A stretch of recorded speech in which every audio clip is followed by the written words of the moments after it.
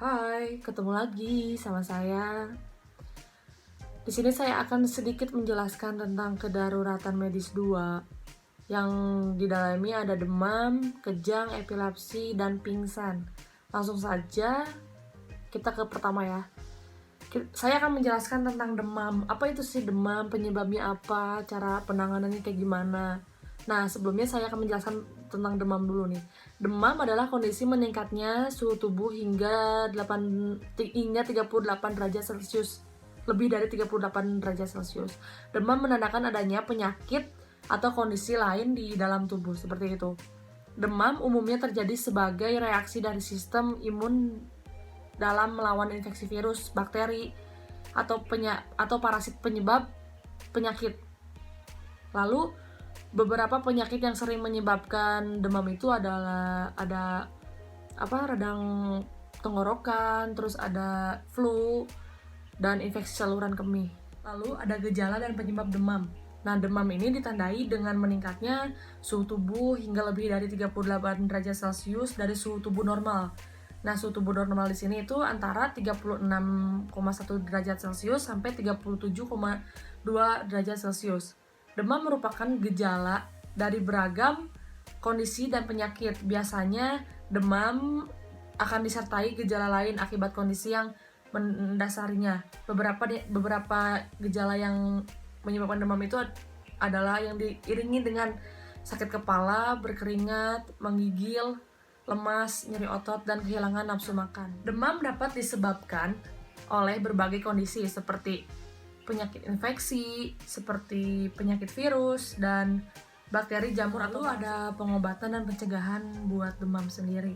Karena demam merupakan gejala dari suatu kondisi atau penyakit, pengobatannya perlu disesuaikan dengan penyebabnya.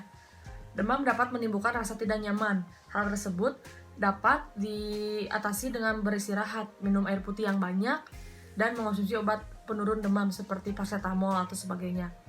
Apabila demam disebabkan oleh infeksi, maka dokter akan memberikan obat untuk mengatasi infeksi tersebut. Beberapa obat yang dapat memberikan penurunan demam itu ada obat antivirus, antibiotik, dan anti jamur. Nah, lalu demam dapat dicegah hanya jika kondisi atau penyakit yang menyebabkan demam dapat dihindari. Seperti itu. Oke, langsung aja yang kedua ya. Saya akan menjelaskan tentang kejang. Nah, kejang adalah gangguan aktivitas listrik di otak, atau kondisi ini sering ditandai oleh gerakan tubuh yang tidak terkendali dan disertai hilangnya kesadaran.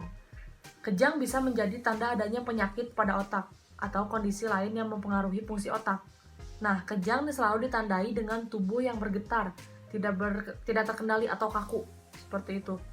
Anggapan tersebut kurang tepat karena pada beberapa kondisi kejang hanya memunculkan gejala berupa tatapan mata yang kosong. Nah, kejang sendiri cenderung berlangsung singkat, antara 30 detik sampai kira-kira 2 menit. Kejang yang berlangsung lebih dari 2 menit itu tergolong kondisi yang gawat darurat, seperti itu. Nah, adapun penyebab kejang. Nah, kejang ini disebabkan oleh gangguan pada aktivitas otot di suatu atau seluruh area otak. Gangguan tersebut dapat dipicu oleh penyakit di otak atau kondisi lain yang secara tidak langsung mempengaruhi fungsi otak. Nah, adapun gejala kejang. Kejang seringkali ditandai dengan kontraksi otot yang disertai gerak menyentak pada seluruh tubuh. Namun sebenarnya gejala kejang ini tidak selalu seperti itu. Penderita kejang biasanya hanya menunjukkan tatapan mata yang kosong. Nah, gejala kejang yang muncul tergantung kepada area otak yang terdampak di tingkat keparahannya pada kejang, yang melibatkan satu area di otak, atau gejala yang meliputi gangguan sensasi pada penglihatan, pendengaran, atau penciuman. Terus yang kedua, gerakan berulang, seperti jalan berputar-putar, lalu gerak menyentak pada satu lengan atau bagian tungkai. Lalu ada perubahan suasana hati, pusing, dan kesemutan, seperti itu. Oke. Lalu kita bisa mengatasi kejang dengan cara penanganan pertama itu seperti kayak baringkan penderita di tempat aman dan jauhkan dari benda berbahaya atau benda tajam. Terus yang kedua, jangan memakai cara kekerasan untuk menahan gerakan kejang-kejangnya. Terus yang ketiga, gunakan bantal atau alas lain untuk menyangga kepala. Lalu jangan memasukkan benda apapun itu ke dalam mulut penderita selama kejang berlangsung. Lalu longgarkan pakaian yang ketat terutama di sekitar leher penderita supaya bernapas dengan tenang atau rileks seperti itu. Terus ada miringkan kepala penderita bila penderita muntah. Lalu posisi miring akan mencegah muntahan ke dalam paru-paru. Jadi muntahan itu bisa, posisi kepala bisa mencegah muntahan masuk ke dalam paru-paru. Lalu segera panggil bantuan medis atau bantuan dari orang lain sekitar. Dan selalu temani penderita sampai kejangnya berhenti atau sampai sampai petugas yang datang. Nah, selanjutnya saya akan menjelaskan tentang epilepsi. Apa sih itu epilepsi, penyebab, dan cara mencegahnya seperti apa?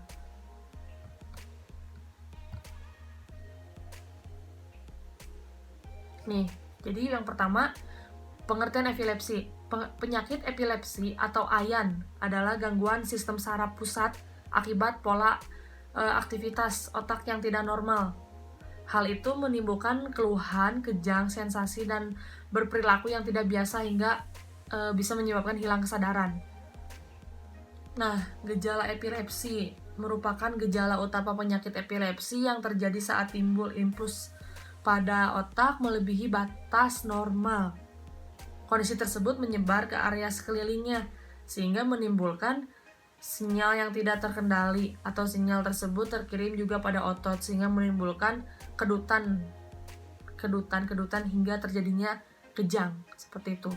Nah, tingkat keparahan kejang pada tiap penderita epilepsi ini berbeda-beda. Ada yang hanya berlangsung beberapa detik, hanya seperti memandang dengan tatapan kosong, atau terjadi gerakan lengan dan tungkai yang berulang kali.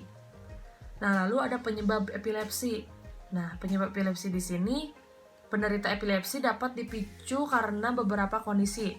Contohnya kelelahan atau mengonsumsi obat yang terus. Cara mengobati yang epilepsi ini adalah bila epilepsi yang terjadi pada penderita yang di tempat-tempat yang tidak terduga atau yang jadi penderita tuh mengalami epilepsi yang dadakan seperti itu, dapat membuat penderita berisiko menderita cedera atau patah tulang akibat terjatuh saat kejang.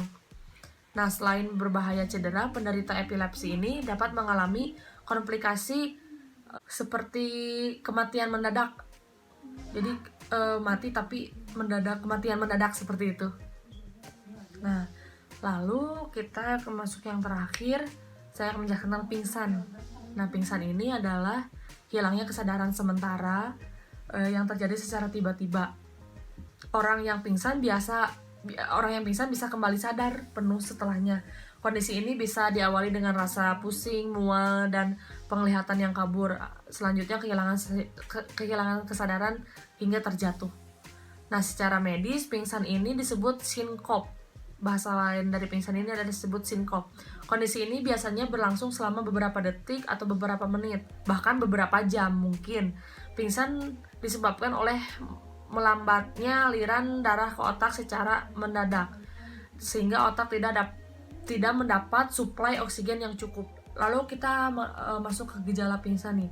Sebelum pingsan, seseorang biasanya mengalami gejala awal yang berupa suka mengantuk, sering menguap, lalu ada mual, cemas, bernapas dengan cepat, dan berkeringat dingin tiba-tiba. Jadi keluarnya keringat tapi keringat dingin. Terus ada linglung dan tubuh limbung terutama ketika berdiri. Jadi kelayangan, pandangan kabur, pusing, telinga berdengung, sakit kepala, lalu ada jantung berdebar. Nah, setelah itu tubuh akan terasa kehilangan tenaga dan tidak sadar, lalu kemudian menyebabkan pingsan, seperti itu. Lalu ada pengobatan pingsan nih. Pingsan akan ditangani sesuai dengan penyebabnya. Nah, bila kita melihat seseorang pingsan, segera cari pertolongan medis ke dokter maupun ke rumah sakit, atau dengan cara kita menangani sendiri dengan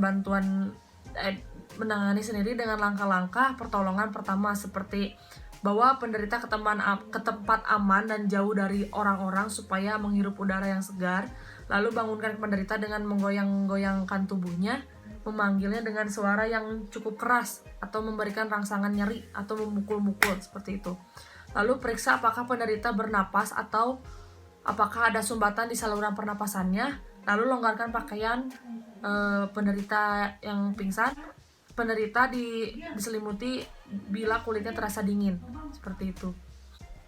Nah, jika penderita sudah mulai sadar, sedikit demi sedikit sadar, berikan pertolongan dengan cara biarkan penderita berbaring tunggu 10-15 menit sebelum memperbolehkannya duduk atau berdiri.